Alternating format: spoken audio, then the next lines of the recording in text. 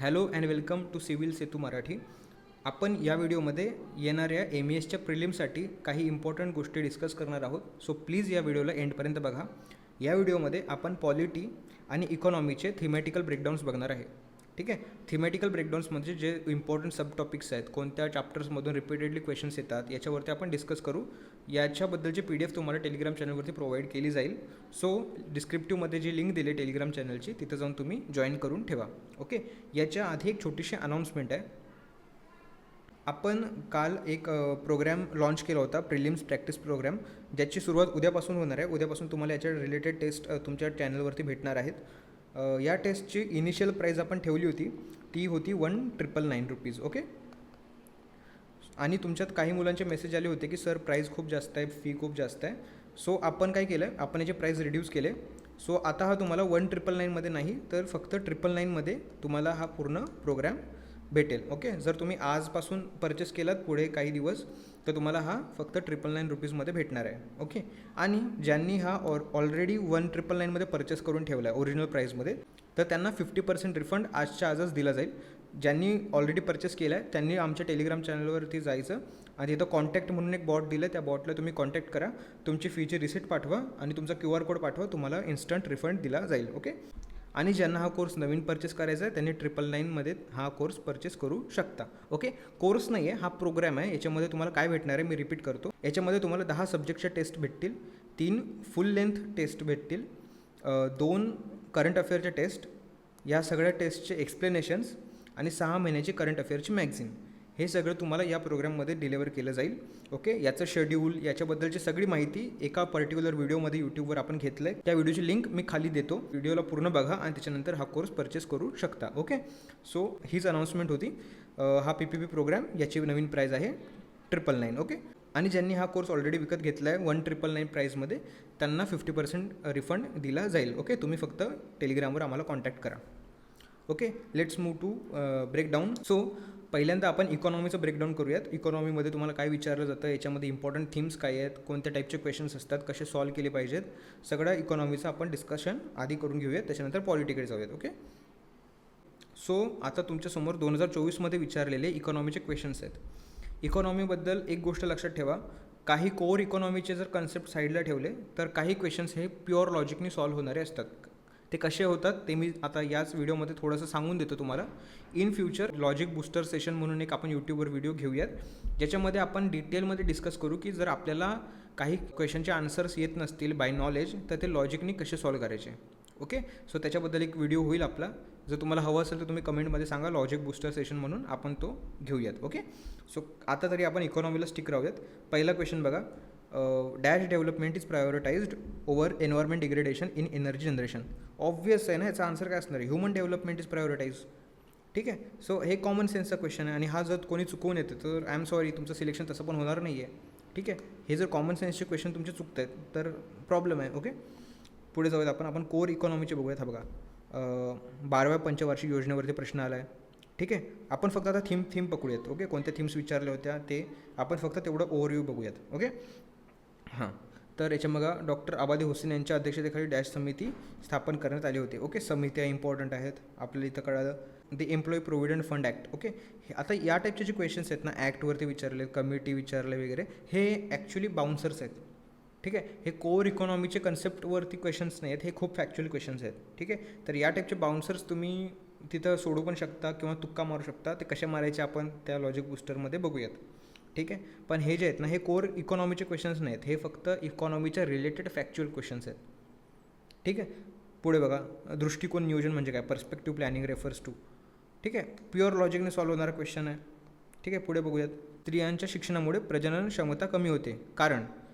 किती इझी आहे, याचं काय कारण असणार आहे, शिक्षण आणि साक्षरता स्त्रियांना गर्भनिरोधक विषयी अधिक ग्रहण सक्षम बनवते.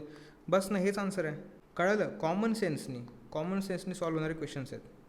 पुढे जाऊयात, अन्न सुरक्षा, फूड सिक्युरिटीवरती एक क्वेश्चन आला आहे.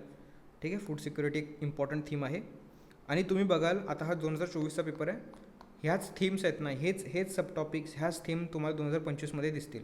ओके. मी ते पण दाखवणार आहे, 2025चे पण क्वेश्चन दाखवेन. बी पेशंट आणि फक्त जरा पेशंटली हा व्हिडिओ बघा, थोडं स्किप करू नका किंवा असं काहीच करू नका. जर तुम्हाला प्रॉपर अंडरस्टँडिंग हवी असेल तर प्लीज एंडपर्यंत नीट बघा. ठीक आहे.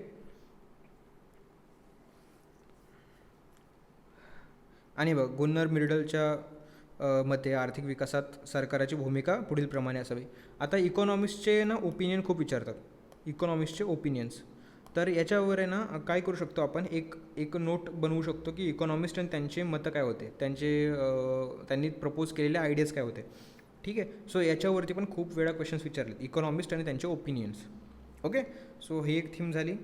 या थीम्स सगळ्या लिस्टेड आहेत शेवटी, म्हणजे तुम्ही नोट डाऊन करायची गरज नाही, मी PDF देणार आहे तुम्हाला. मी ती PDF या व्हिडिओमध्ये दाखवतो एंडला, पण आपण एकदा क्वेश्चन्स बघून घेऊयात. ठीक आहे. Poverty gap index. Poverty gap index तुमचा झाला, तुमचा हंगर इंडेक्स झाला, तुमचा ह्युमन डेव्हलपमेंट इंडेक्स झाला. म्हणजे ओव्हरऑल इंडेक्स हा विषय खूप महत्त्वाचा आहे. ओके. आणि शिवाय पॉवर्टी हा पण सब्जेक्ट इम्पॉर्टंट आहे. बेटी बचाओ बेटी पढाओ अभियान सुरुवात कधी झाली. सो हा पण एक करंट अफेअरमधला क्वेश्चन आहे, कारण की ही स्कीम तेव्हा थोडीशी न्यूजमध्ये होती 2024मध्ये. सो हा तेव्हाचा करंट अफेअरमध्ये चालू असणारा क्वेश्चन आहे. पण एक कळालं ना आपल्याला की स्कीमबद्दल क्वेश्चन्स विचारतात. रिलेटिव्ह पॉवर्टी म्हणजे काय बोललो ना, पॉवर्टी ओव्हरऑल एक इम्पॉर्टंट टॉपिक आहे याच्यामधला. पण अजून हा क्वेश्चन जर तुम्ही फक्त प्युअर नॉलेजने सॉल्व करायचं झालं तर बघा, हे बघा, relative poverty depends on following factors. आता तुम्ही बघा, रिलेटिव्ह म्हणजे काय की आपण एखादी गोष्ट दुसऱ्यासोबत जेव्हा कम्पेअर करतो तेव्हा आपल्याला भेटतं ना रिलेटिव्ह पॉवर्टी. ओके. सो याच्यात बघा, कम्पेअरिंग टू इन्कम ग्रुप्स वगैरे वगैरे वगैरे, हेच आन्सर आहे त्याचं. Okay. So this is the question we can solve only by common sense. Okay. आपल्याला कोर इकॉनॉमी माहिती असणं गरजेचं नाही आहे. हे बघा, हिगिन्स यांच्या मते लोकसंख्येत होणारी वाढ. काय हे इकॉनॉमिस्ट आहे हा, याचं हे ओपिनियन आहे. ओके. परत तीच थीम रिपीट झाली. 7व्या पंचवार्षिक योजना. वरती पण पंचवार्षिक योजनेबद्दल विचारलं आहे आणि आता पण पंचवार्षिक योजना विचारली आहे. अर्थशास्त्रीय कुबेराची पूजा करणारं शास्त्र आहे, हे काय. परत इकॉनॉमिस्ट आणि त्यांचे ओपिनियन. म्हणजे तुम्हाला कळतं ना की थीम्स किती रिपीट होत आहेत. ओके. आता हा बघा, हा पण कॉमन सेन्सचा क्वेश्चन आहे. ज्या समाजात उत्पन्न वितरणामध्ये अत्यांतिक डॅश असते तिथे मुठभर व्यक्तींजवळ अमाप पैसा असतो. ऑब्व्हियसली अत्यांतिक काय असते, विषमता असते, तिथं मुठभर व्यक्तींजवळ अमाप पैसा असतो. In a society where a income distribution is excessive dash the handful individuals there has unlimited money. म्हणजे काय, जेव्हा इन्कम डिस्ट्रीब्युशन हे असिमेट्रिक असतं तिथं कमी लोकांच्या हातामध्ये जास्त पैसे असतात. ठीक आहे. हा कॉमन सेन्सचा क्वेश्चन आहे अगेन. ठीक आहे. सो हा जनरल सायन्स आहे. जनरल सायन्स आपण दुसऱ्या व्हिडिओमध्ये डिस्कस करूयात. सो बघितलं तुम्ही 2024चे क्वेश्चन्स. खूप क्वेश्चन्स असे होते जे की कॉमन सेन्सने सॉल्व्ह होणारे होते आणि खूप क्वेश्चन्स असे होते जे फक्त कोर इकॉनॉमीमधून सॉल्व्ह होणारे होते. पण तुम्ही ऑब्झर्व केले की आतापर्यंत काय आलं आहे, इकॉनॉमिक्सचे ओपिनियन्स. ठीक आहे. अजून तुमचे पॉवर्टीवरचे क्वेश्चन्स, अजून तुमचे 5 इयर प्लॅन्सवरती क्वेश्चन्स आणि स्कीमवरती क्वेश्चन्स. ठीक आहे. आपण आता जाऊ 2025मध्ये. बघा, पहिलाच क्वेश्चन, अन्न सुरक्षा विधेयक, food security. Okay. Food poverty. Okay. होते थीम रिपीट्स. पुढे बघा, शाश्वत विकास संकल्पना, सस्टेनेबल गोल डेव्हलपमेंट्स, इम्पॉर्टंट थीम आहे. ओके. SDG. पुढे शाश्वत विकासाच्या निर्देशांकात सस्टेनेबल गोल डेव्हलपमेंट. आता लगेच वरती क्वेश्चन होता, खाली त्याच्या रिलेटेड दुसरा क्वेश्चन आहे. कळते तुम्हाला. So this is very important thing to know की हे याची कोर जर आपण काढायला गेलो तर कोर हा आहे की इंटरनॅशनल जे इंडेक्सेस आहेत त्याच्या डेफिनेशन्स काय आहेत आणि इंडियाच्या रिलेटेड त्याचं काय स्टँड पॉईंट आहे. ठीक आहे. म्हणजे SDGमध्ये इंडियाचा काय रँक आहे, ह्युमन डेव्हलपमेंट इंडेक्समध्ये इंडियाचा काय रँक आहे, एक्सेट्रा एक्सेट्रा. ओके. सो हे एक इम्पॉर्टंट आहे. फक्त उत्पादनात होणारी वाढ म्हणजे आर्थिक वृद्धी होय हे विधान कोणी, एक आहे इकॉनॉमिस्ट आणि त्याचं ओपिनियन. ठीक आहे. बघितलं किती वेळा रिपीट झाले हे सेम थीम. सो हा पुढचा क्वेश्चन बघा, याच्यामध्ये पण आपण कॉमन सेन्सनी हा क्वेश्चन पूर्ण सॉल्व्ह करू शकतो. सो पुढचं बघा, विकसनशील जगामधील जवळजवळ 40% लोकसंख्येला 1950 आणि 1960च्या दशकांमध्ये झालेल्या आर्थिक वृद्धीचा लाभ घेता आला नाही हे विधान कोणाचे आहे, इकॉनॉमिस्ट आणि त्याचं ओपिनियन. ओके. तर हा एका स्कीमवरती क्वेश्चन आहे. ओके. सो स्कीम एक इम्पॉर्टंट थीम आहे तुमची. भारतात स्वातंत्र्याच्या 7 दशकानंतरही अस्तित्वात असलेल्या दारिद्र्याची खालीपैकी कोणती कारणे आहेत. ओके. दारिद्र्य, पॉवर्टी. सो पॉवर्टी एक इम्पॉर्टंट थीम आहे, हे तुम्हाला कळायला असणार आहे. Integrated child development services scheme. Okay. स्कीमवरती परत एक आला क्वेश्चन. सो स्कीम ह्या इम्पॉर्टंट आहेत. तुम्हाला 2026ची प्रिलिम्स द्यायची आहे ना. सो 2026च्या स्कीम आणि 2025च्या स्कीम फक्त एवढंच करून जायचं. ओके. 2011ची जनगणना अजून एक इम्पॉर्टंट, जो 2011चा सेन्सस होता हा खूप इम्पॉर्टंट आहे. जनगणना. ओके. सेन्सस 2011चा. सो 2011च्या सेन्ससवरती पण बरेच प्रश्न येतात, तुम्ही काउंट करत बसा, खूप क्वेश्चन आहेत. ओके. आणि हे इझी क्वेश्चन्स आहेत. जर तुम्ही जनगणनामधलं प्रॉपर प्रिपरेशन केलं आहे तर तुम्हाला हे सगळे क्वेश्चन इझिली सॉल्व्ह होतील.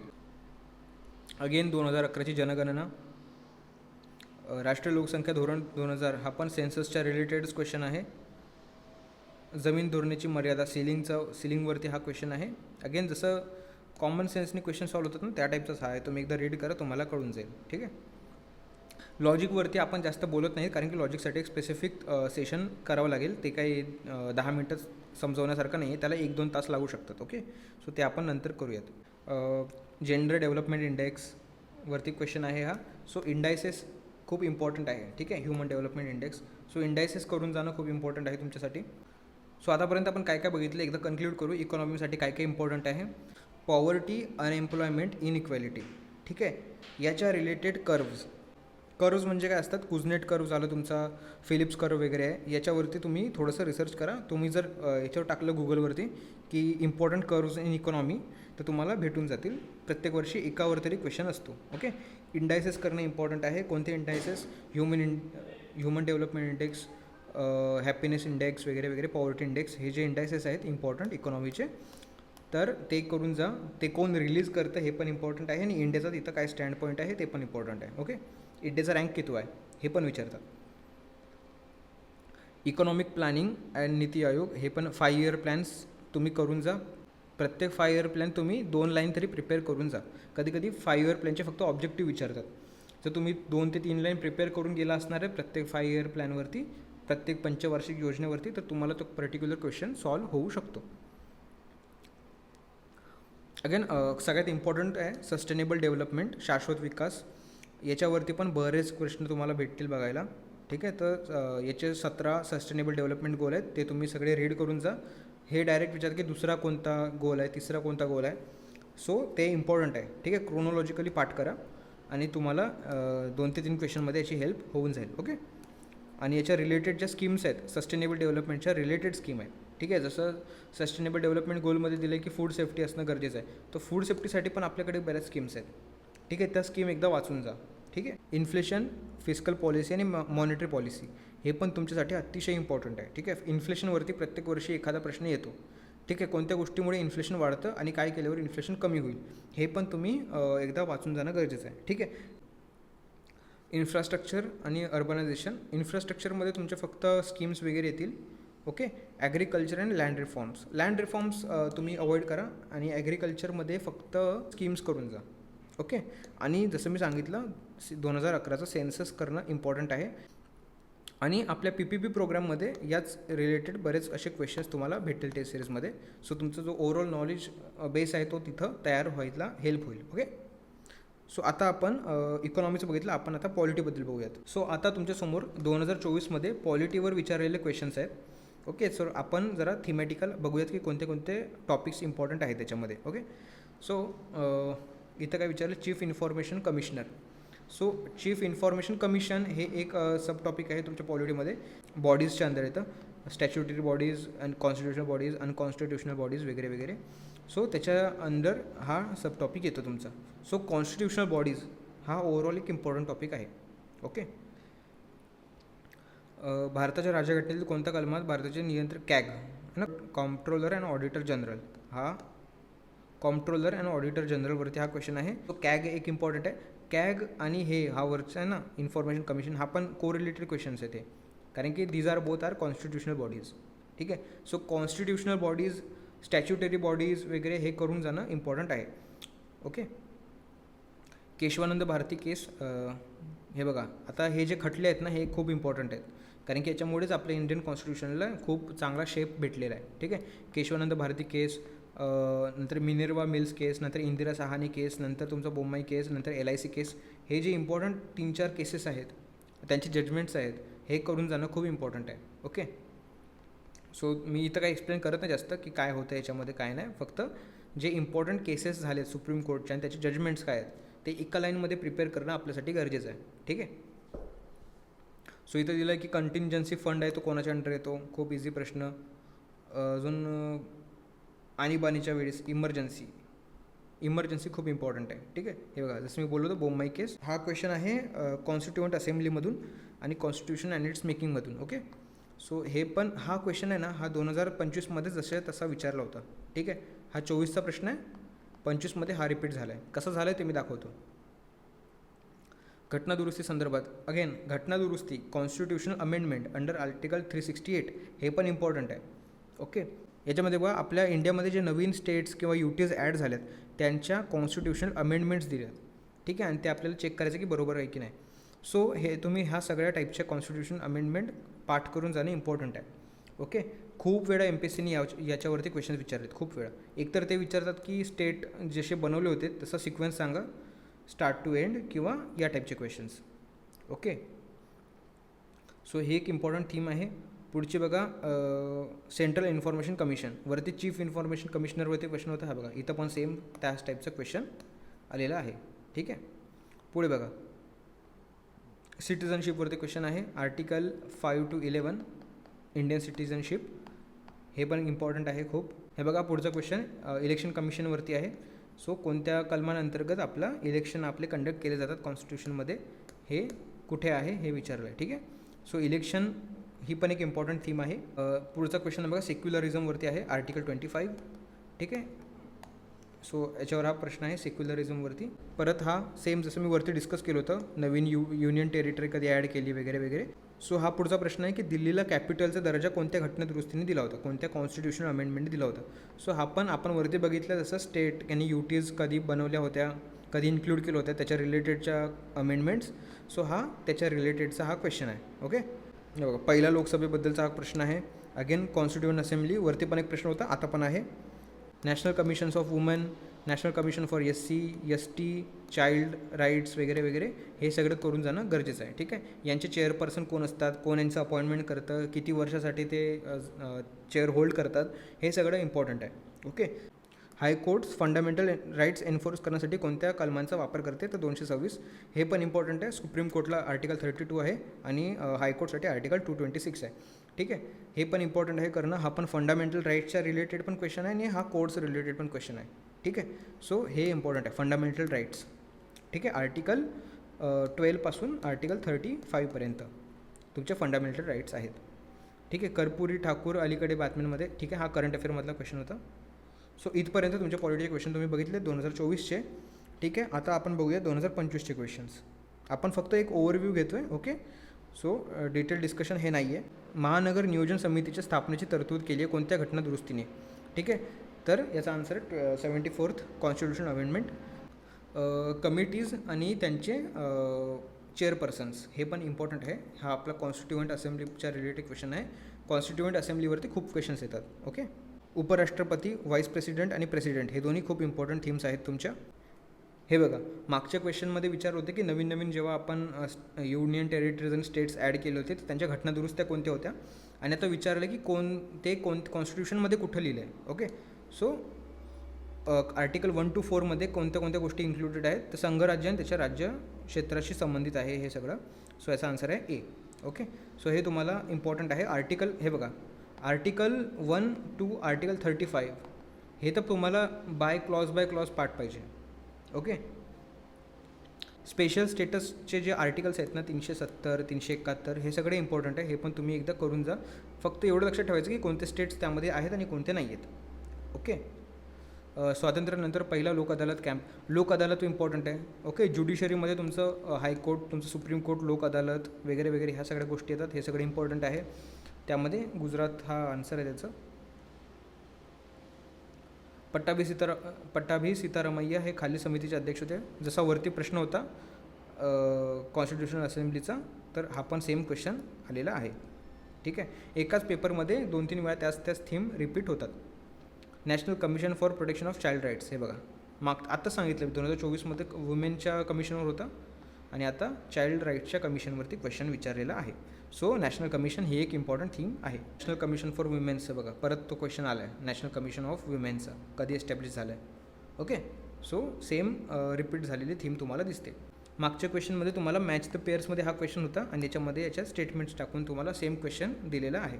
ठीक आहे, जर तुम्ही तिथं जो तो ॲनालाइज केला असेल तर तुम्हाला इथं हा जमला पाहिजे. ठीक आहे, उपराष्ट्रपती आणि राष्ट्रपती जसं मी सांगितलं होतं की इम्पॉर्टंट थीम आहेच.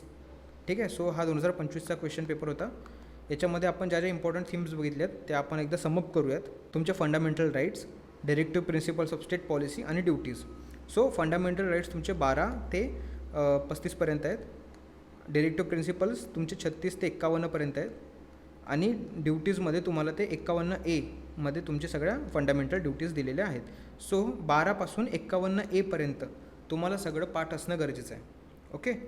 सो हे तुम्ही सिम्पल यूट्यूबवर जा, तुम्ही कोणत्या पण सरांचे लेक्चर्स बघा, तुम्हाला इझिली कळून जाईल. ठीक आहे. यूट्यूबवरती एक सर आहेत सिद्धार्थ अरोडा म्हणून, त्यांचं पॉलिटी खूप चांगलं आहे. तुम्ही त्यांच्याकडून हे सगळं इझिली शिकू शकता. एकदा व्हिडिओ बघा, तुम्हाला कळून जाईल. Okay. Union and state legislature. Union म्हणजे काय? आपली लोकसभा, राज्यसभा, आपले राष्ट्रपती, उपराष्ट्रपती हे सगळं त्याच्यात आलं. स्टेट लेजिस्लेचरमध्ये आलं आपलं विधानसभा, विधान परिषद आणि गव्हर्नर. ओके. सो हे सगळं त्याच्या रिलेटेड आहे. हे बघ इथं मी लिहिलं आहे president, vice president, Lok Sabha, Rajya Sabha et cetera. So हे त्याच्याबद्दल आहे. स्पेशल स्टेटस असलेले स्टेट्स आणि त्यांचे आर्टिकल्स हे पण इम्पॉर्टंट आहे. ओके. कॉन्स्टिट्युशनल बॉडीज आणि स्टॅच्युटरी बॉडीज. कॉन्स्टिट्युशनल बॉडीज आणि स्टॅच्युटरी बॉडीज हे पण इम्पॉर्टंट थीम आहे. ओके. सो जसं की इलेक्शन कमिशन, कॅग, तुमचे नॅशनल कमिशन्स सगळे जे आहेत ते, झोनल काउन्सिल इम्पॉर्टंट नाही आहे. सो हे 3 खूप इम्पॉर्टंट आहेत. पुढे बघा, ज्युडिशरीमध्ये सुप्रीम कोर्ट, हायकोर्ट आणि लोक अदालतवरती क्वेश्चन होता. ओके. सो ते पण करून जा. Making of constitution and amendments. So making of constitution खूप इम्पॉर्टंट आहे. प्रत्येक वर्षी 2 ते 3 प्रश्न असतात. ठीक आहे. मेकिंग ऑफ कॉन्स्टिट्यूशनमध्ये तुमचं येतं की कॉन्स्टिट्यूशनची सुरुवात कुठून झाली, तिथं पहिले चेअरपर्सन कोण होते कॉन्स्टिट्यूएंट असेंब्लीचे, नंतर कोण होते, कोणत्या कमिटीचे कोण हेड होते, हे सगळं इम्पॉर्टंट आहे. ओके. आणि हे लोकल सेल्फ गव्हर्नमेंट म्हणजे पंचायत राज. आर्टिकल 248 याच्यामधले सब कलम आहेत, ते सगळे तुम्ही एकदा वाचून जा. ठीक आहे. कधी विचारतात की आर्टिकल 248K मध्ये काय आहे, तर केमध्ये तुमच्या इलेक्शनबद्दल दिलं आहे. कधी विचारतात एमध्ये काय आहे. ओके. सो अशा प्रकारच्या गोष्टी तुम्हाला माहिती पाहिजेत. ह्या होत्या पॉलिटीच्या इम्पॉर्टंट थीम्स. आपण या थीम्स इथं डिस्कस केल्यात. ही PDF मी तुम्हाला पाठवून देईन टेलिग्राम चॅनलवरती. इकॉनॉमीच्या थीम्स आणि पॉलिटीच्या थीम्स ह्या अशा दोन्ही थीम्स तुम्हाला मी PDF फॉर्मॅटमध्ये पाठवून देईन. ओके. सो PPP प्रोग्रामबद्दल परत एकदा सांगतो. हा तुम्हाला भेटणार आहे 999 रुपीजमध्ये. ठीक आहे. जर तुम्हाला परचेस करायचं असेल तर आमच्या टेलिग्राम चॅनलला जॉईन करा. तिथे एक पिन केलेलं मेसेज आहे PPPबद्दल. त्या मेसेजमध्ये परचेसची लिंक दिलेली आहे. ओके. सो त्या लिंकमधून तुम्ही परचेस करा, पेमेंट करा.